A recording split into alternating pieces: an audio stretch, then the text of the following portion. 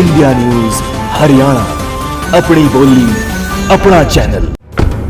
प्रदेश की सभी 10 सीटों का सटीक विश्लेषण। अब तक कौन आगे कौन पीछे, किसकी प्रतिष्ठा लगी है दांव पर, कौन देगा चौंकाने वाले नतीजे।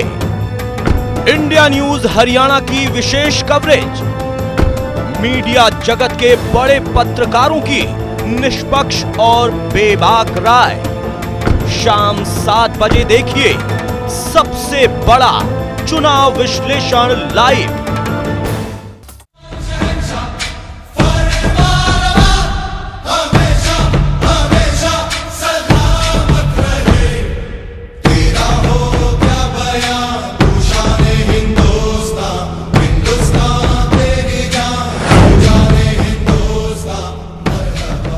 प्रभारी रहा हूं और मैंने देवीलाल चौटाला का कार्यकाल देखा है और इन्होंने बीजेपी का सत्यानाश कर दिया था। जब ये सत्ता में थे उन्होंने सारे उनके आदमियों को कभी तोड़ दिया, कभी इधर कर दिया, उधर कर दिया। इसलिए मैं कभी भी, अभी वो जेल में हैं और आज अगर हम समझौता करते हैं तो पूरे देश में इसका एक मैसेज जाएगा। यही कारण रहा कि उनके साथ समझौता नहीं हो पाया। रही बात दुष्यंत चौटाला की, देवीलाल की, सिरसा जिले से ही मैं बिलोंग करता हूं। मैंने पारिवारिक बहुत नजदीक से इनको देखा है। देवीलाल जो है वो बिल्कुल किसान नेता थे, जो आप कह रहे हैं ठीक किसी किसान के ढानी में चले जाते थे, किसी दुकान के अंदर जाके खाना खाने लग जाते थे, पर वो गुण दुष्यंत चौटाला में अभी तक नहीं आया क्योंकि उसकी तो पारी दिग्विजय की बात कर दिग्विजय सर। ठीक है सर, लेकिन शक्ति हम जानना ये चाहते हैं कि यहाँ जो प्रतिष्ठा दांव पर लगे जिसकी बात कही जा रही है, सुभाष जी जो उदाहरण दे रहे हैं और जो बात रासबिहारी जी कह रहे हैं, कहां पर आकर बात फंसती है? क्या जिस 16 साल से गैर जाट सत्ता से दूर है वो चीज, वो वेव दिखाई पड़ेगी हिसार में, या जो बदलाव हम चौटाला परिवार की चौथी पीढ़ी में देख रहे हैं, जिस छवि की बात रासबिहारी जी ने की, वो बात भारी पड़ेगी?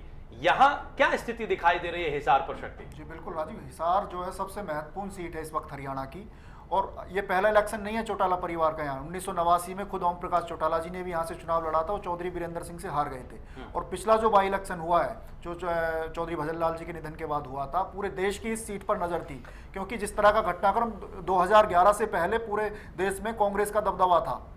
2009 के इलेक्शन के बाद ये पहला चुनाव था, उपचुनाव था और इस उपचुनाव पर पूरे देश की नजर थी। लोग जानना चाहते थे कि इस वक्त जनता का मूड है क्या आखिर। उस वक्त अन्ना का आंदोलन चल रहा था, केजरीवाल का आंदोलन भी चल रहा था और एक अलग तरह का मूड बनना था। भ्रष्टाचार के खिलाफ एक जबरदस्त आंदोलन देश में खड़ा हुआ था। उस वक्त में वो बाई इलेक्शन हुआ था और उस वक्त कांग्रेस की यहाँ पर करारी हार हुई थी। कांग्रेस के जयप्रकाश जमानत तक नहीं बचा पाए थे जी। और उस वक्त 6000 के महज 6000 का अंतर था और चौधरी जो अजय सिंह चौटाला है सिर्फ 6000 के अंतर से चुनाव हारे थे। लेकिन अजय सिंह चौटाला उसके बाद भी एक बड़ा राजनीतिक घटनाक्रम हुआ है। अजय सिंह चौटाला और ओम प्रकाश चौटाला जेल के अंदर हैं और उन पर जेबीटी स्कैम में आरोप सिद्ध हो चुके हैं। तो उसके बाद ये जो चुनाव है, ये चुनाव साख का भी चुनाव है और चौधर का भी चुनाव है क्योंकि इसमें चौधरी जो ओम प्रकाश चौटाला है उनके परिवार की पूरी प्रतिष्ठा दांव पे लगी हुई है, पूरा कैरियर दांव पे लगा हुआ है। ये भविष्य का चुनाव भी है, ऐसा नहीं है। ये यहाँ पर भविष्य भी तय होना है कई राजनीतिक परिवारों का भी और हरियाणा की राजनीति का भी। इसलिए जो हिसार का वोटर है इस बार बहुत सोच समझकर यहाँ पर फैसला करेगा क्योंकि उनको चौटाला का परिवार भी यहाँ पर अगर चुनाव हार जाते हैं दुष्यंत चौटाला तो उनके लिए बहुत बड़ी त्रासदी हो सकती है उनके राजनीतिक कैरियर को लेकर। और अगर कुलदीप बिश्नोई चुनाव हार जाते हैं तो उनके लिए भी हो सकता है कि बैक टू पवेलियन कांग्रेस में उनको जाना पड़े क्योंकि बंसीलाल के परिवार के साथ भी ऐसा ही हुआ था। जब अजय सिंह चौटाला ने बंसीलाल के परिवार को भिवानी में उनके गढ़ में चुनौती दी थी, वहां पर सुरेंद्र सिंह चुनाव हार गए थे और उसके बाद वो कोई चुनाव नहीं जीत पाए थे और उनको फिर मर्ज करना पड़ा था हरियाणा विकास पार्टी का मजबूरी में। ऐसी स्थिति यहाँ पर बनती दिखाई दे सकती है क्योंकि अगर हरियाणा जनहित कांग्रेस यहाँ पर चुनाव हार जाती है हिसार के अंदर तो यहाँ पर जो पॉलिटिकल कैरियर है वो थम जाएगा कुलदीप बिश्नोई का और उनको हो सकता है कि देर सवेर कांग्रेस में जाना पड़े। और ऐसी स्थिति इंडियन नेशनल लोकदल के साथ भी, अगर इंडियन नेशनल लोकदल हिसार का चुनाव हार जाती है क्योंकि इंडियन नेशनल लोकदल इस वक्त बहुत बड़े संकट से गुजर रहा है क्योंकि उनके दो जो बड़े नेता हैं जो पार्टी चलाते हैं ओम प्रकाश चौटाला और अजय सिंह चौटाला, उनको 10-10 साल की सजा हुई पड़ी है और वो सिर्फ ये चौटाला परिवार ये देख रहा है कि कैसे भी करके वो जेल से बाहर आ जाए। अगर लोकसभा के चुनाव में ये परिवार यहाँ से हार जाता है तो ऐसी स्थिति में मुझे नहीं लगता कि केंद्र से मोदी या कोई और राजनीतिक मदद भी इनको मिलेगी जेल से बाहर। एक बात को आगे बढ़ाता हूँ, क्योंकि इस बार थोड़ा हिसार में बदली हुई स्थिति भी है, आम आदमी पार्टी भी है। दूसरा क्या है कि 2009 में संपत सिंह इंडियन नेशनल लोकदल से लड़े थे, जो आज कांग्रेस से। संपत सिंह जितनी वोट लेंगे उतना ही कुलदीप बिश्नोई का नुकसान होगा, ये एक आम धारणा वहां चल रही है।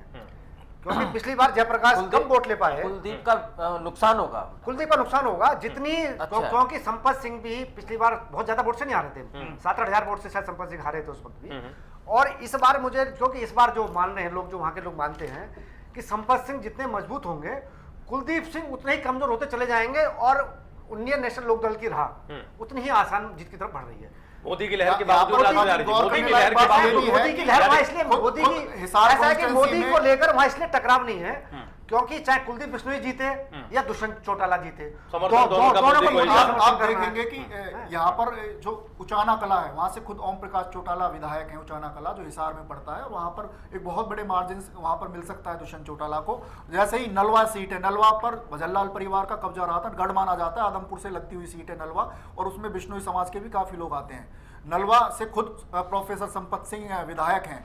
ऐसी स्थिति में उस इलाके में जैसा रास बिहारी जी कह रहे हैं, संपत सिंह बिश्नोई के जो परंपरागत वोट रहे हैं उसमें बड़ी सेंध लगा सकते हैं संपत सिंह, और ये बड़ा नुकसान हो सकता है कुलदीप बिश्नोई के लिए। इसलिए ये जो चुनाव है ये बहुत, कहने का मतलब ये हुआ राजीव, कांटे का ये तो मतलब हिसार की सीट बहुत कांटे की सीट है। और असल में हिसार के मतदाता इमोशन और नेशन के बीच में फंस गए। ठीक है, एक तरफ इमोशन है कि चौटाला परिवार के लोग जेल में हैं और दूसरी तरफ नेशन का सवाल है। ये चुनाव जो है लोकसभा का चुनाव देखा जाए,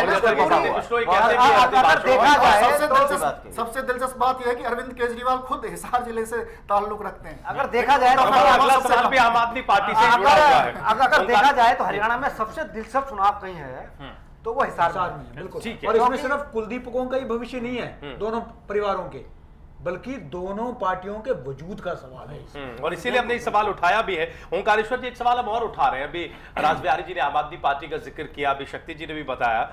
आम आदमी पार्टी को हरियाणा में आप कहां देख रहे हैं? सवाल हमने ये उठाया कि बीएसपी और आम आदमी पार्टी किस पार्टी का ज्यादा नुकसान करेगी। इस सवाल को हम एक और बढ़ाकर ये भी करना चाहेंगे कि क्या आम आदमी पार्टी कोई गुल खिला सकती है?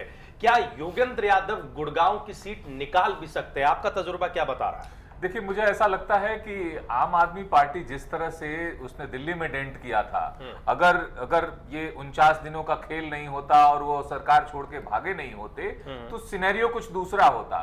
हरियाणा में उसका तुरंत प्रभाव दिखाई देता अगर विधानसभा के चुनाव होते। लेकिन इस समय लोकसभा के चुनाव है, इस समय पूरे देश में चल रहा है, तो बगल का प्रदेश होने के बावजूद आम आदमी पार्टी के नेता का वहां से सीधा संबंध होने के बावजूद वहां वो बात मुझे नहीं दिखाई दे रही है हरियाणा में जो अन्य जगहों पर। योगेंद्र यादव भी हालांकि वहां से खड़े हो गए हैं, कई और उनके नेता भी खड़े हो गए हैं और कई ऐसे मुद्दे उठा रहे हैं, जैसे किसानों का मुद्दा उठाया, जमीन का मुद्दा उठाया कि साहब कांग्रेस सरकार ने यहाँ की जमीनें कॉर्पोरेट्स के हाथ में बेच दी हैं, वहां के लोग उसका मुआवजा, बेहतर मुआवजा चाहते हैं। स्थानीय जो वहां पर फैक्ट्रीज हैं, जैसे मारुति जैसे संस्थान में स्थानीय लोगों को नौकरियां नहीं मिली, ये सवाल उठा रहे हैं।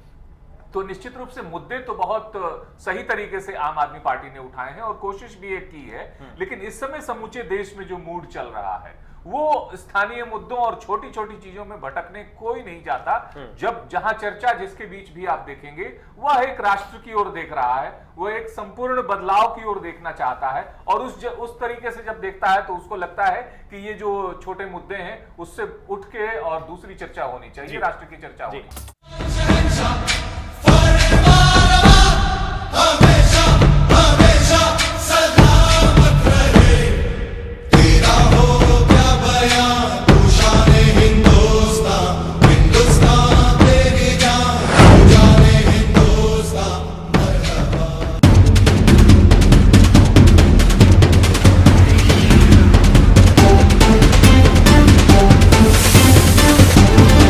इंडिया न्यूज हरियाणा, अपनी बोली अपना चैनल।